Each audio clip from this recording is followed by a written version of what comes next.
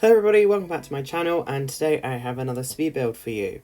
And today this is going to be my second speed build in Sulani, and it is what it kind of started off really as was a kind of a beachy sort of maybe Bora Bora styled hotel, because with these open water lots, you can definitely build those sorts of houses. And I was like, yes, this sounds perfect. This is exactly what I want to build.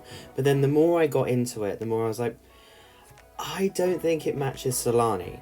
On the fact of like the whole point of island living is definitely giving this sort of community vibes, doesn't really like sort of high-end capitalism, all that sort of stuff. So what it started off with was this like perfect sort of resort place. As you can see, I was going off some, you can't see the pictures, but I was going off some, what's it called, I can't think of some examples of like how they would be designed and all that sort of stuff. Design the architecture, thank you.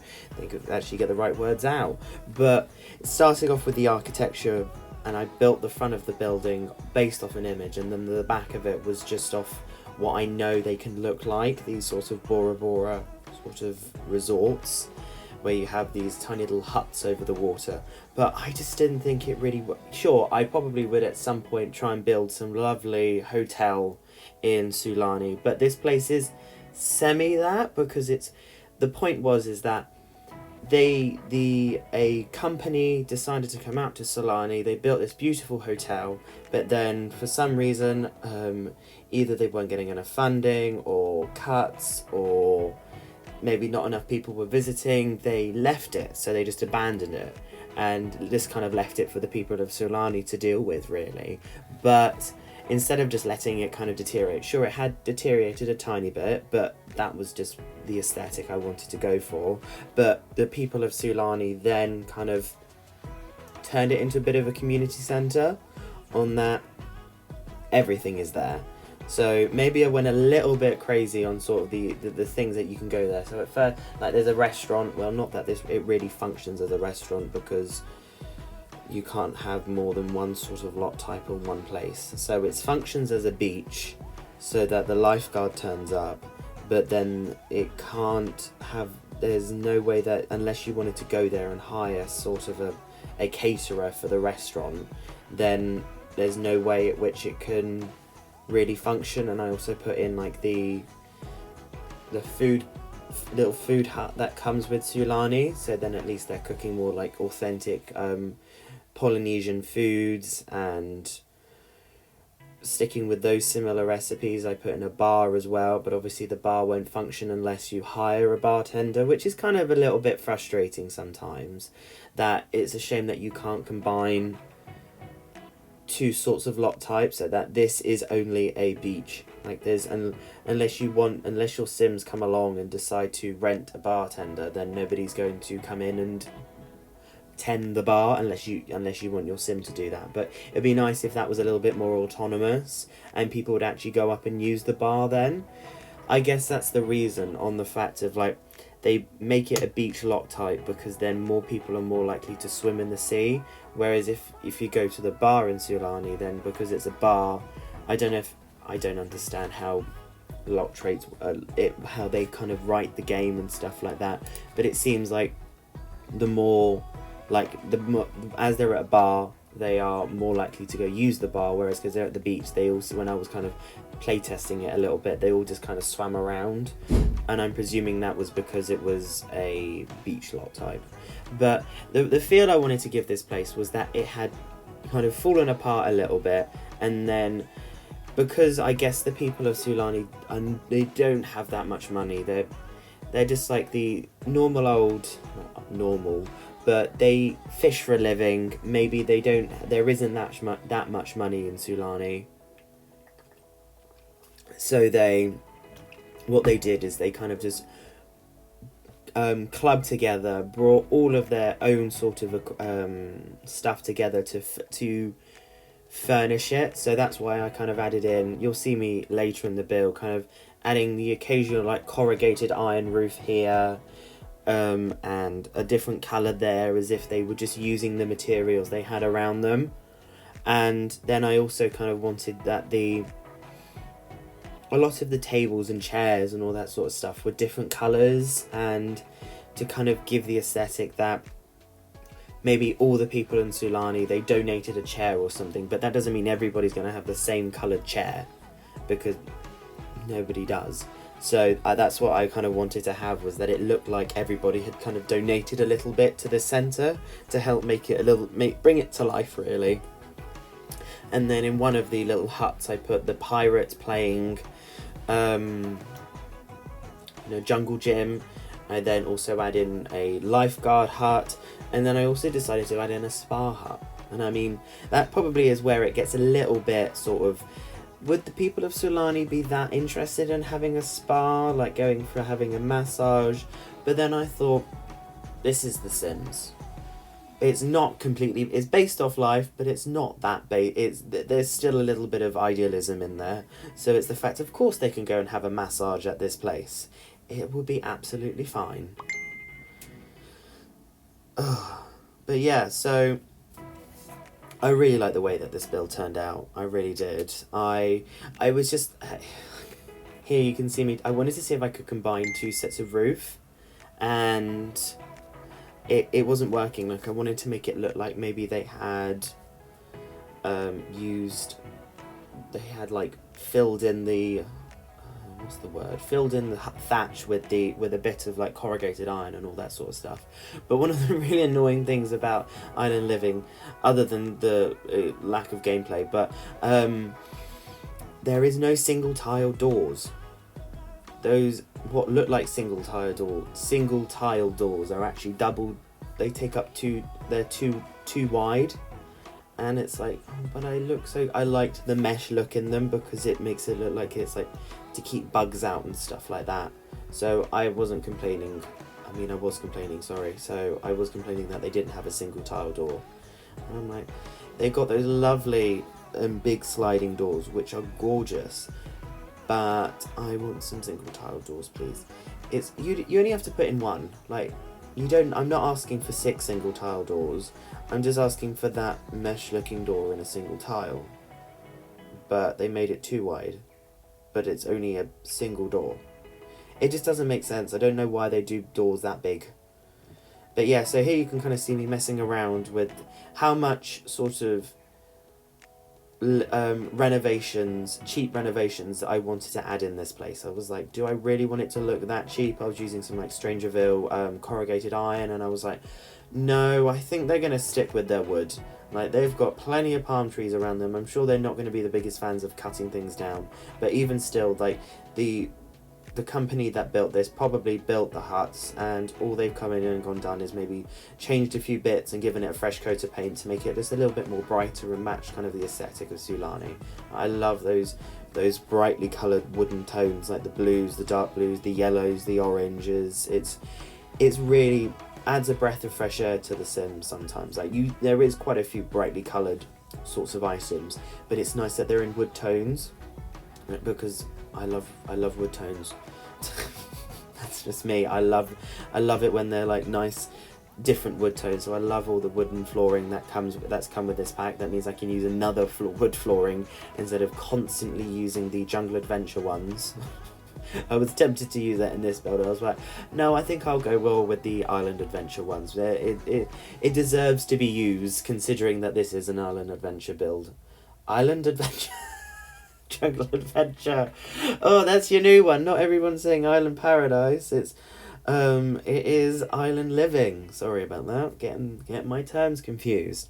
But yeah, so now we're moving on to the interior, and this is kind of where I'm adding in sort of like this mismatched kind of style. Like, there's a different coloured table there's a different coloured chair here. They don't all match, sort of thing, as if someone's gone like, oh, we have a spare chair sitting in our garden, you can have that, sort of thing, but maybe it's a little bit faded or it's not as good, sort of thing. So it definitely felt like the whole community had come together to bring this sort of community centre to life. Maybe they reused some of the kitchen equipment that had come with, that the that the company had left behind, and just kind of gave it a breath of fresh air, really, and really made it match more Sulani and be for the many rather than the few. The annoying thing about the beach is that you have to put down one of the toilets. Like, you have to put down a toilet, and I didn't want to, obviously I had the toilets down, but it's like you have to use a public toilet, and I didn't want to use that. So obviously I put toilets in, but what I end up doing is like sizing it down and putting it in like a closed off room. I was going to stick it in the basement, but the problem is on these sorts of lots you can't have basements, even on like the sandy parts, because it's an uneven lot. And so I just sized it down and stuck it in like some corner, and I really do hope when I was playing there nobody was like trying to get to it, at least. So hopefully they don't try and like root there and be like, well, we're all standing in a corner trying to use this toilet, but we can't because it's stuck behind a wall and it's shrunk down to the size of a mouse. So hopefully they don't do that. I'll be very disappointed if they do that. But I really wanted to give this a sort of real community vibe, and one of the things that I really like about this place is I put the food pit out the front and add in sort of a seating area around it and some chairs, because it definitely feels the fact of like everybody wants to be around each other when they're cooking. Like, there's a lot of, especially in maybe I definitely know in definitely Southeast Asian cultures, food is a huge part of their culture. And I would probably say the same. I'm obviously not an expert in Polynesian history, but food often is an extremely good use at bringing communities together and showcasing what communities and cultures have kind of developed through food, and that can really be a good example of their culture. So that's why I wanted there to be a nice sort of like communal area out the front of this place where there was this fire pit, where I could have put it in one of the huts, but then I was like, it works, you're not going to be cooking in a hut. I mean, on top of the water where there's woods surrounding you, you're going to do it on the beach sort of thing. So I was like, I'll stick it out there, put a nice cover under it, put some chairs there, so like the people who want to manage the food, not that you do, you just stick some leaves over and bish bash bosh, half an hour later, and there you go, you got some food. But it just made it look like there was more of a community vibe surrounding the cooking of the food, because that often is the most important thing, is that you come together, you cook this food, you meet your relatives, you meet your community, and there you go, you're making you're participating in the Polynesian style culture. So that's definitely what I wanted to do with this build. But on another note, I don't know when my next speed build will be out, just purely on the fact that I'm back home for the summer now, but I am having to write a dissertation, so a 20,000 word thesis on a piece of history for my master's dissertation, for my master's degree, sorry, and I only have about 2.5 months to do it, and that is really going to be taking up 95% of my time. And the fact is that sadly, as much as I love playing The Sims, and I may occasionally get a speed build out, I may occasionally upload one, but the thing is, it's like, this isn't, at this present time, I just use this channel sort of thing to showcase my builds, because I love building in The Sims, but it's sort of a pastime, and I can't be affording to, it's not considering it a waste of time, but when it takes time to, I take a long time to build. Like, this was at least 2.5 hours of footage, and it's not particularly the biggest of builds, but I have to sometimes, because I'm now living at home, I build over several days, because obviously I don't sometimes get time to like sit down for like 6 hours and finish a build sort of thing. So I build over several days, and then you have to edit, and then you have to do the voice recording, and then you have to do the thumbnail, which doesn't take me that long, but then you have to do the screenshots, and it all kind of takes up time. And sure, I love doing it all, I really do. It adds an extra level to doing a build. Like, before I'd do the build and I'd be like, oh well, that's nice, let's move on to the next one, because I would just do it for my own fancy. But then it's like, now I feel like I have like I get to show them, like it feels a little bit more meaningful when I'm building. But it's the fact of like, maybe I may only get a chance to play Sims once a week, and maybe that once a week is for 2 hours in the evening or something, and maybe that's the only time I get a chance to build. And that's the thing, is that I don't want to be, it's effectively a waste of my time doing these sorts of things when, one, it's not going to at this present time bring anything for me. It's just a bit of a hobby, and sadly with hobbies they sometimes do have to take a back seat when it comes to sort of deadlines, and I wish it didn't come down to that. I'd love to be able to do both, but there's only so much I can do. I'm only human. So I will obviously stay active on social medias as much as I possibly can. I will try and get the occasional build out. It may be a lot smaller, maybe like challenges and things like that, but they will be less frequent. And it's not the fact of like dropping in quality, but I know that they're going to be less frequent, just purely on the fact that I need to nail my dissertation a lot. For me, I'm quite a perfectionist, so I want to give myself as much time as possible to get this sort of, this body of work out. And I've chosen a topic which is quite detailed, and it is possibly going to pay off when if I do it well. It's quite a niche topic, and if I do it well, then I know I'm going to get, I hope so, get a good mark in it, and it hopefully will pay off in the end. So that's the thing, is that is my sort of priority one at this stage, and I can't afford to sit down for 20 minutes or half an hour to do a voiceover when I could be writing another 300 words to my thesis sort of thing, just so that it's less work to do at the end. So please don't go. Please don't go. If you're watching this video, please don't go. I promise you it's not the death of this channel. I 100% want to keep doing this, and I love doing this. I love Sims now. Making this channel has really brought me out into this Sims community, because I've been playing Sims since, like, I don't know. I started in The Sims 3. I cannot remember when I started playing, but it might have been 2000. When did The Sims 3 come out? Let me just quickly Google that.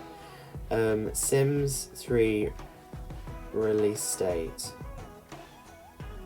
It was released.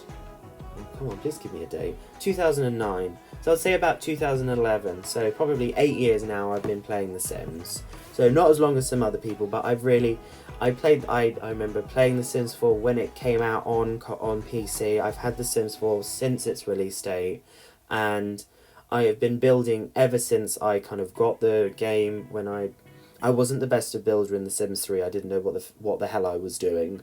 I was more interested in making Sims and doing all that sort of stuff. But I do builds now in The Sims 4. One, I love it, and two, also, my laptop's getting a little bit old now, and it gets a little bit laggy when you go into live mode.